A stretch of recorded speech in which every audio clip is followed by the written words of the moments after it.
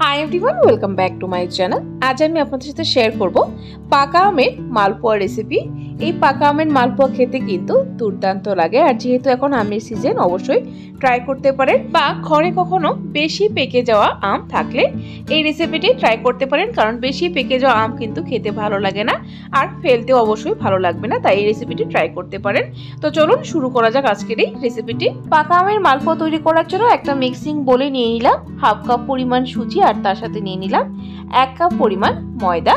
সুজিটা ময়দার অর্ধেক ভাগ থাকবে। এখন সুজি আর ময়দাটা ভালো করে মিক্স করে নেব। তারপর মালপোয়ার মিষ্টির জন্য এখানে অ্যাড করলাম হাফ কাপ পরিমাণ চিনি। যেহেতু পাকা আমেরও কিন্তু মিষ্টি থাকে, তাই চিনির পরিমাণটা একটু কমই দেবেন, পরে প্রয়োজন হলে টেস্ট করে দিতে পারবেন। এখন মালপোয়ার ব্যাটারটা গোলার জন্য এখানে নিয়ে নিচ্ছি দুধ। ঠান্ডা দুধ আগেই জাল দিয়ে রেখেছিলাম, আর দুধটা কিন্তু বেশ ঘন। আপনারা চাইলে জল দিয়েও গুলে নিতে পারেন, তবে দুধেরটা কিন্তু বেশি টেস্টি হয় খেতে মালপোয়া। আর এখানে দুধের পরিমাণ আছে 3 কাপ দুধ। এখন ভালো করে মিক্স করে নেব। সো দেখুন বন্ধুরা, ভালো করে মিক্স করে নিয়েছি। এখন ঢাকা দিয়ে 20 মিনিটের জন্য রেস্টে রেখে দেবো। যেহেতু এখানে সুজি আছে আর ব্যাটারটা কিন্তু সেট হতে একটু সময় লাগে, তাই 15 মিনিটের থেকে 20 মিনিট সময় অবশ্যই রেস্ট দেবেন। ফিরে আসি 20 মিনিট পর। সো বন্ধুরা, 20 মিনিট হয়ে গেছে। চলুন এখন ঢাকনা খুলে দেখে নিচ্ছি। ব্যাটারটা কিন্তু বেশ ঘন হয়ে গেছে, সুজি ফুলে গিয়ে। এখন এর মধ্যে অ্যাড করলাম আমের পিউরি। 3টে মিডিয়াম সাইজের আম এভাবে পিউরি বানিয়ে নিয়েছি মিক্সিং জারে নিয়ে। এখন আমের পিউরিটা ভালো করে মিক্স করে নেব ব্যাটারের সাথে। সো দেখুন বন্ধুরা, ব্যাটারের কনসিস্টেন্সি একদম পারফেক্ট আছে, এখানে আর কিছু অ্যাড করার প্রয়োজন নেই। এখন মালপোয়াতে ভালো একটা ফ্লেভারের জন্য অ্যাড করলাম 4-5টে এলাচ থেতো করে, আপনারা চাইলে গুঁড়ো করেও কিন্তু ইউজ করতে পারেন।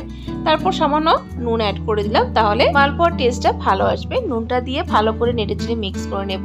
সো দেখুন বন্ধুরা, ব্যাটারটা আমার তৈরি হয়ে গেছে। ব্যাটারের কনসিস্টেন্সিটা দেখিয়ে দিচ্ছি, ঠিক এরকম থাকবে। দেখুন, বেশি পাতলাও নয় বা বেশি ঘনও নয়। তো চলুন এখন মালপোয়াগুলো ফ্রাই করে নেই। তার জন্য গ্যাসের ফ্লেম চালিয়ে একটা কড়াইতে বেশ কিছুটা তেল ভালো করে গরম করে নিয়েছি। এখন গ্যাসের ফ্লেমটা লোতে করে এভাবে একটা বড় স্পুনের সাহায্যে 1 স্পুন ভরে দিয়ে দিব।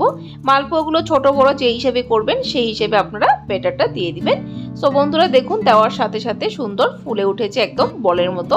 এখন গ্যাসের ফ্লেমটা মিডিয়ামে রেখে মালপোয়াটা সুন্দর ফ্রাই করে নেব। মালপোয়া ফ্রাই করার সময় গ্যাসের ফ্লেমটা মিডিয়ামে রেখে ফ্রাই করবেন, হাই ফ্লেমে করবেন না, নইলে কিন্তু ভিতরে কাঁচা থেকে যাবে। সো দেখুন বন্ধুরা, একটা মালপোয়া আমি ফ্রাই করে নিয়েছি। এখন বাকি মালপোয়াগুলো এইভাবেই ভেজে নেব। আমি এখানে একসাথে দুটো দিয়ে দিব, দুটো করে ভাজবো, তাহলে সময় কম লাগবে। সো দেখুন বন্ধুরা, এখানে আমি দুটো করে দিয়েছি। দুটো করে মালপোয়া দেওয়ার পরও কিন্তু দেখুন সুন্দর মালপোয়াগুলো ফুলে উঠেছে। এইভাবে করে সবগুলো মালপোয়া ফ্রাই করে নেব। সো দেখুন বন্ধুরা, মালপোয়া আমার ফ্রাই করে নেওয়া হয়ে গেছে। ভিতরটা দেখিয়ে দিচ্ছি, দেখুন কতটা সফট এবং কতটা পারফেক্টলি তৈরি হয়েছে মালপোয়াগুলো। খেতে কিন্তু দুর্দান্ত হয়েছে, অবশ্যই একবার ট্রাই করবেন যদি না খেয়ে থাকে। তো বন্ধুরা, আমার আজকের এই রেসিপিটি কেমন লাগলো অবশ্যই কমেন্ট করে জানাবেন। যদি ভালো লেগে থাকে তাহলে কিন্তু একটা লাইক অবশ্যই দিয়ে দিবেন।